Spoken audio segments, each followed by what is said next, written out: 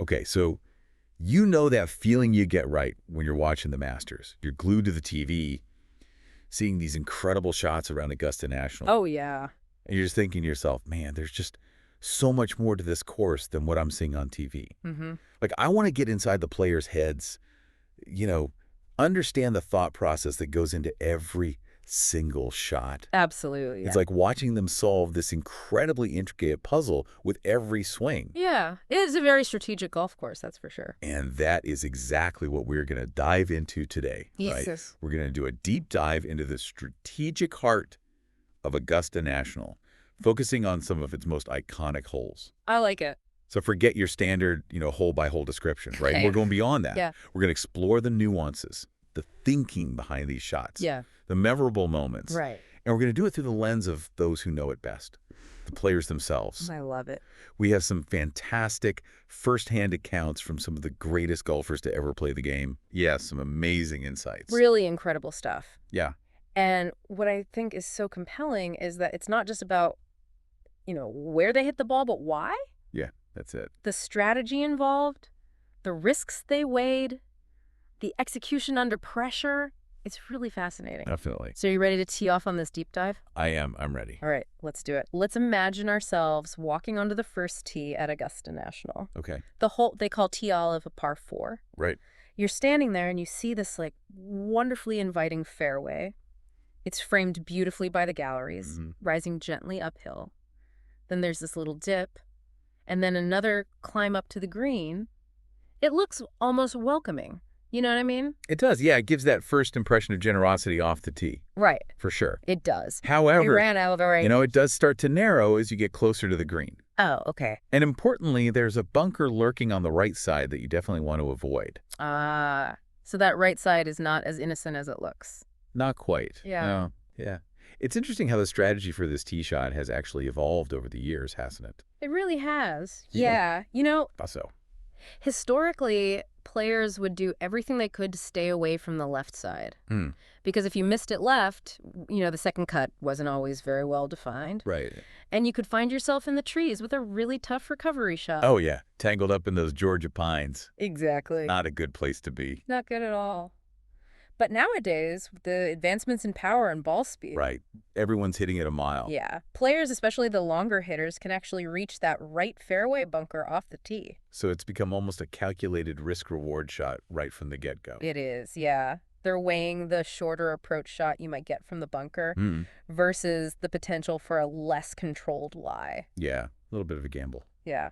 And also, where that pin is located on the green plays a big role in that decision as well. Oh, how so? If that pin is tucked on the left side of the green, yeah, you ideally want to be coming in from that right side of the fairway. Ah, I see, to get the right angle. Exactly, and vice versa. Okay, so pin position really dictating your tee shot strategy already. Right off the bat. Wow, so you've navigated that tee shot. Right. Hopefully you've avoided that right bunker. Fingers crossed. Now you're approaching the green. What are some key things to be aware of on that approach?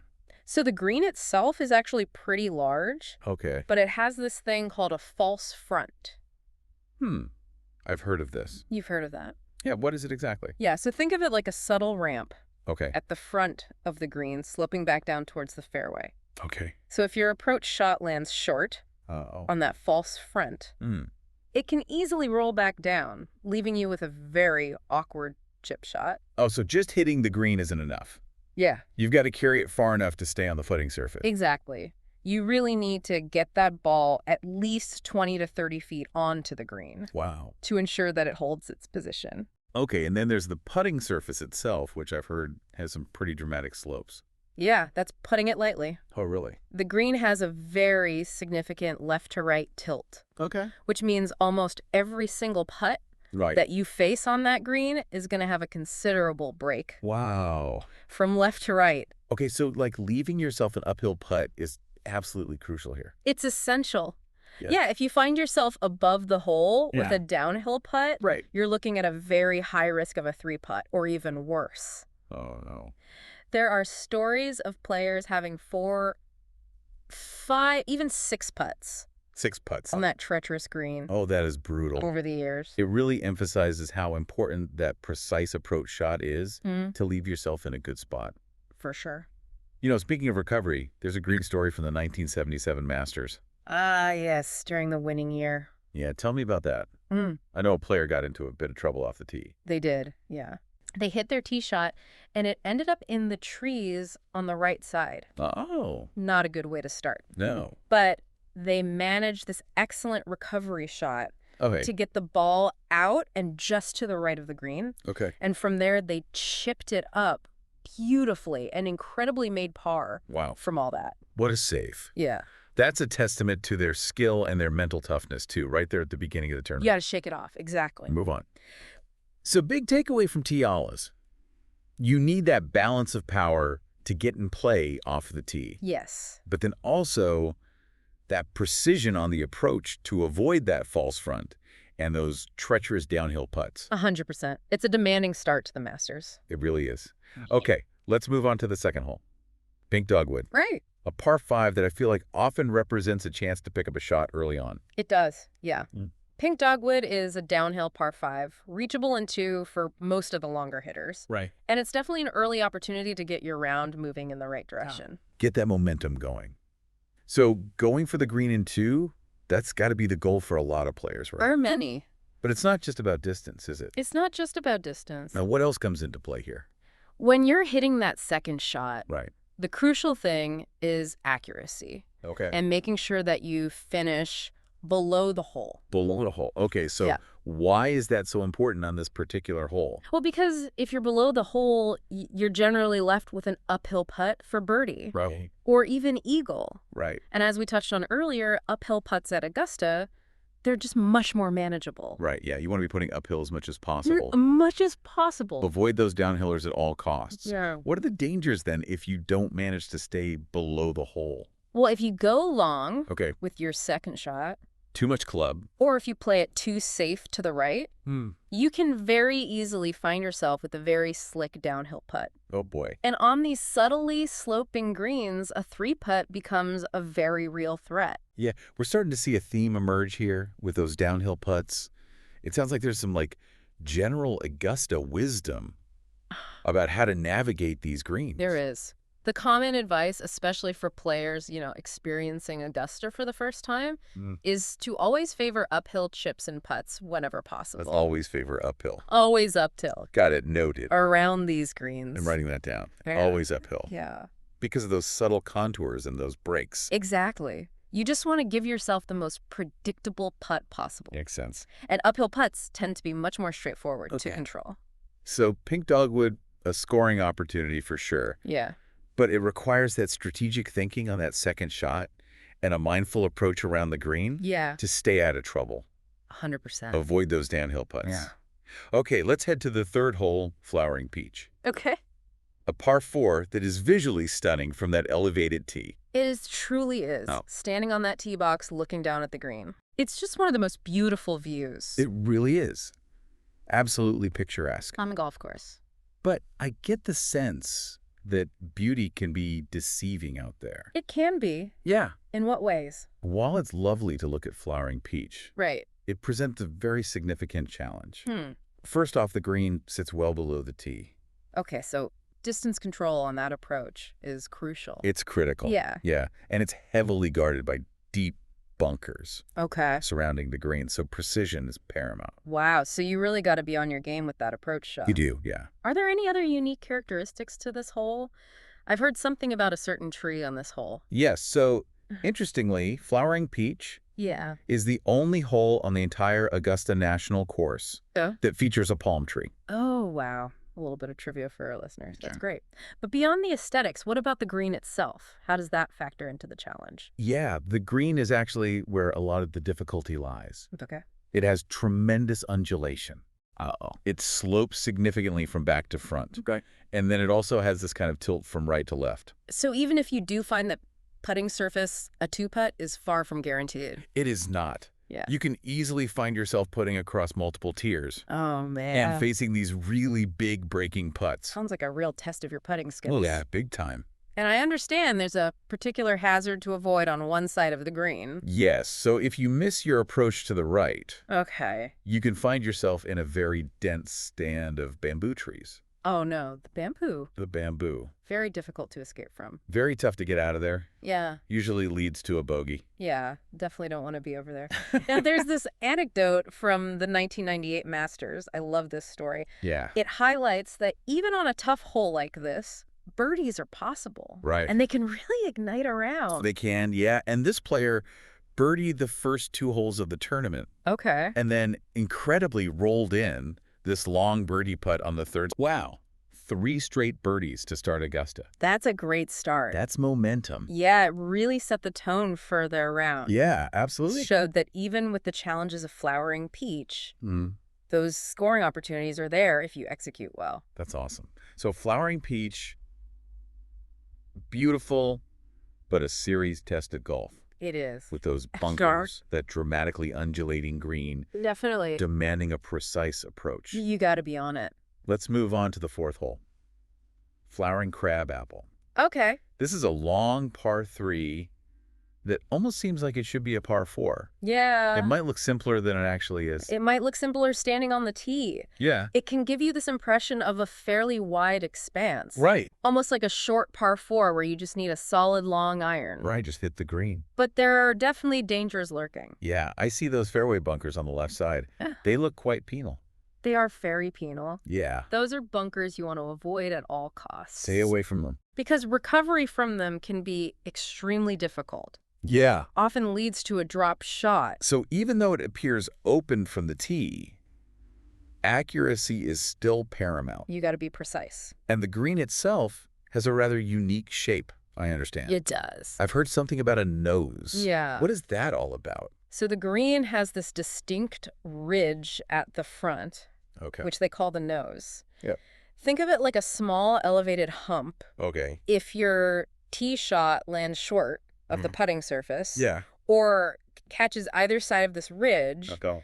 it can roll back off the green. Ugh, so frustrating. Yeah. You think you've hit it good, and it just rolls right back at you. Very frustrating. So you really need to carry it onto the main portion of the green to have a good shot at birdie. You do. Distance control must be absolutely critical here. It is the key. Okay, now this is a par 3 that has witnessed some truly remarkable feats. It has. Like 2 eagles in the same tournament. That's right. The legendary Jack Nicklaus managed to card 2 eagles on this hole. On a par 3. Back in 1995. Unbelievable. Which is unheard of. Incredible. On a par 3 in a major championship. That just speaks to his legendary iron play. But I also heard about another player who took a very different approach to this hole. Oh, yeah, there's a different way to play it as well. Tell me about that. So this player opted to hit this hard, low-running, long iron shot, aiming to keep the ball under the wind and run it up onto the green. Interesting. So a completely different way to play the same hole. Yeah. Highlighting the adaptability required at Augusta. It shows that there's not always one right way to play these holes. Right. It often comes down to a player's strengths and, the conditions on the day. That's a good point. So flowering crabapple, seemingly straightforward, but demanding accuracy to avoid those bunkers. Absolutely. And then precise distance control to navigate that unique green shape. It can bite you if you're not careful. It sounds like it. Okay, let's jump ahead a few holes now to the 7th Pampas. Sure. This is a par 4 with a dramatic drop in elevation. It is, yeah. Standing on that 7th tee, you really get a sense of the elevation change. Yeah. It's almost 100 feet from tee to green. Wow, that's a big drop. It's noticeable. Yeah, I bet you can almost feel it in your stance. You can, yeah. So how does that dramatic downhill tee shot impact the way the hole is played? Well, one player once famously said about this hole, this hole can grab you. And by that, he meant that if you don't approach it with the right mindset and strategy, it can very easily lead to a big number on your scorecard. Oh, so trouble can be found here if you're not careful. You can get in trouble quickly. Okay, so club selection, I imagine, is even more critical. It's super critical. Yeah. And, the pin position on the green will really dictate how aggressive you can be with your approach shot. Yeah. If that pin is tucked away on a shelf, you might be tempted to go for it. Oh, yeah. But going long can lead to some serious trouble. It can. What's the danger of going long on 7?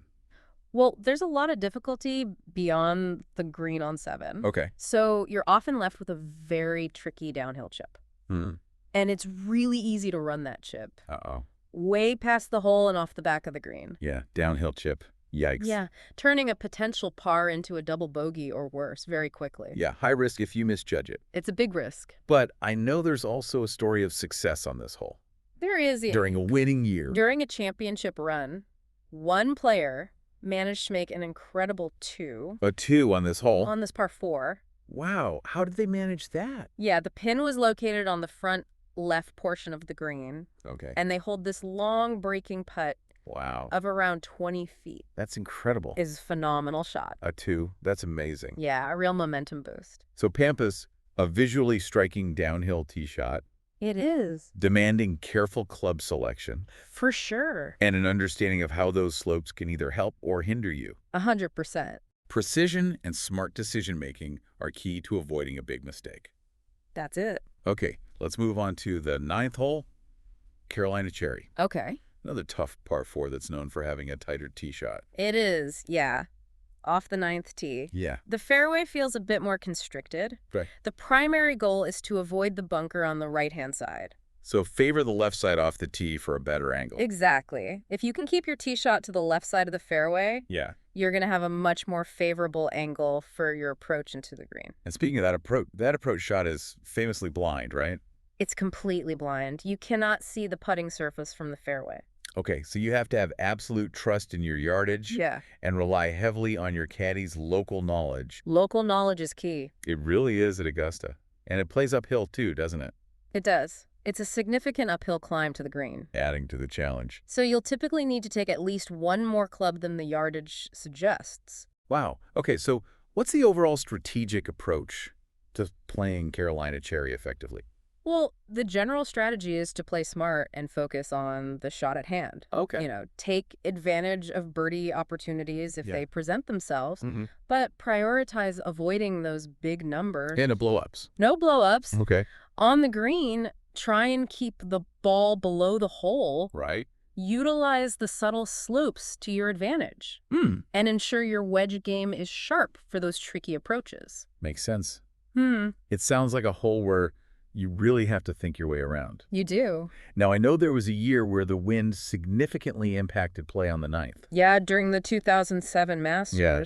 What happened there? There was this consistent north wind that made reaching the green incredibly difficult. Oh, wow. Even with a good tee shot. Even with a well-struck tee shot. Oh, man. The wind just made the approach extremely challenging. Right. Forcing many to lay up Yeah.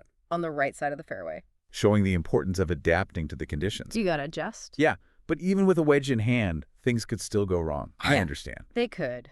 Yeah. In what way? There was one instance where a player hit their approach shot. Okay. And they put a little too much spin on it. Uh-oh. And the ball actually spun back off the front of the green due to the wind and the slopes. Oh, man. Augusta showing its teeth once again. It sounds like this hole has actually evolved over the years. It has. Has it gotten tougher? Yeah, the fairway has been tightened in places. Okay. And the hole now plays a touch longer. So it's even more demanding than it used to be. Yeah, making a greater test for the modern player. And what about the green itself? What are some of the nuances of that green?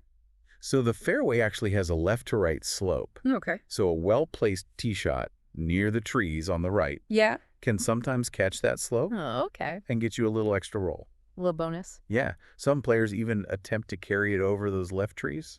For a short wedge shot. That sounds risky. It's a risky play, but if you can pull it off, it's a big advantage. And the green itself, is it pretty straightforward, or is it?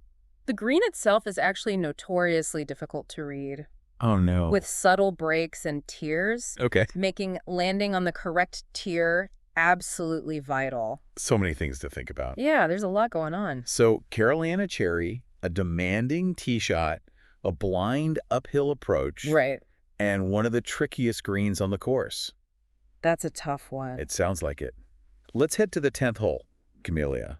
All right. A long par 4 Yep. that doglegs to the left and plays downhill. A hole where length off the tee is a significant advantage. Yeah, so the Bombers have an advantage here. Yeah, the longer hitters can really set themselves up well That's for a neat. much shorter approach shot. Right. Just by reaching the flatter portion of the fairway. Gotcha.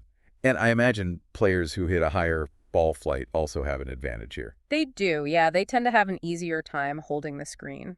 Okay, so power and trajectory both coming into play here. Hmm.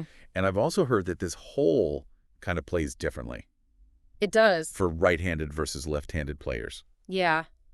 So that dogleg left mm, really sets up well for a left-handed player mm-hmm. who naturally hits a fade. Right. So their typical shot shape will actually work with the contour of the fairway. Almost like the hole was designed for them. It's a big advantage. Now, standing on the 10th tee, you know, that amen corner is just around the corner. Mm-hmm. Does that add a certain mental pressure? Oh, absolutely. Yeah, you're entering this crucial stretch of the back nine, Right.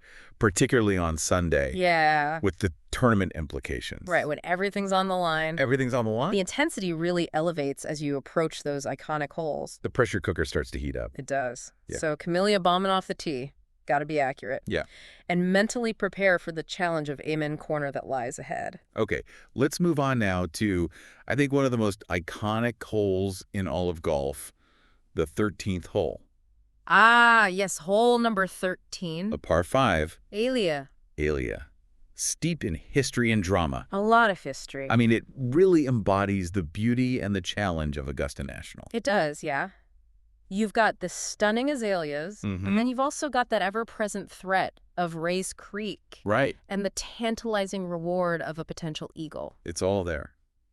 So from the tee, the fairway appears pretty generous. It does, yeah. Gently bending to the left. It does. But I imagine you still need to be careful. You do. You need to be mindful not to hug that left side too closely. Okay. Because those overhanging trees Oh, yeah. that can snag your tee shot. So even with that inviting look, there's still a premium on accuracy. Oh, yeah. Now, after a good drive, the big decision on 13, of course, is whether or not to go for the green into over Rays Creek. That's the question. That's the question everyone wants to know. That's the defining question on this hole. It is. And for a lot of players, it's a reachable green in 2. It is, yeah. Making that eagle opportunity so tempting. So tempting.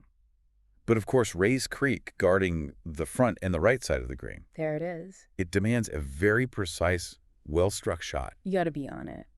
And I imagine it's a particularly tough shot for left-handed players. It is. Hitting a fade? Especially those who hit a cut, yeah. Yeah, because their natural shot shape is taking them towards the water. Right towards the danger. A true risk-reward scenario. Oh. So let's say you do manage to carry the creek and find the green. Yeah. What awaits you on the putting surface? Well, the green has a pretty significant slope Okay. in the front. All right. So you really have to carry your approach onto the green itself. Okay. And it's also very distinctly tiered from left to right with 3 separate tiers. 3 tiers. 3 tiers. That's a lot of tiers. It is. That makes for some potentially very long putts. Oh, yeah. If your ball ends up on the wrong tier, Right. you're facing a lengthy and challenging putt. And if the pin is tucked on that left tier, oh boy, a miss to the left could leave you with a really difficult chip.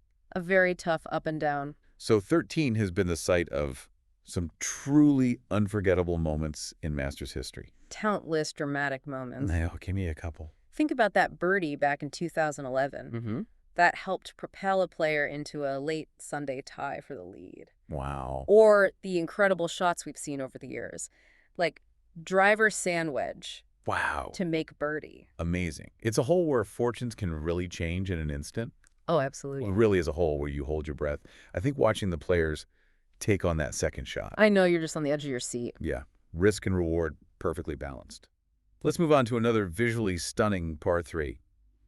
The 16th Redbud. Redbud, another iconic image. It is, yeah. The water in front of the It's not green, green. the beautiful flowers and the trees. It's picturesque. Breathtaking. Yeah, But it's more than just a pretty picture, I'm sure. it is much more. Tell me more. On 16, distance control is paramount, Okay. even more so than pinpoint accuracy. So you've really got to be dialed in with your yardage, You got to know your numbers, especially when that pin is located on that left side. especially on the left side.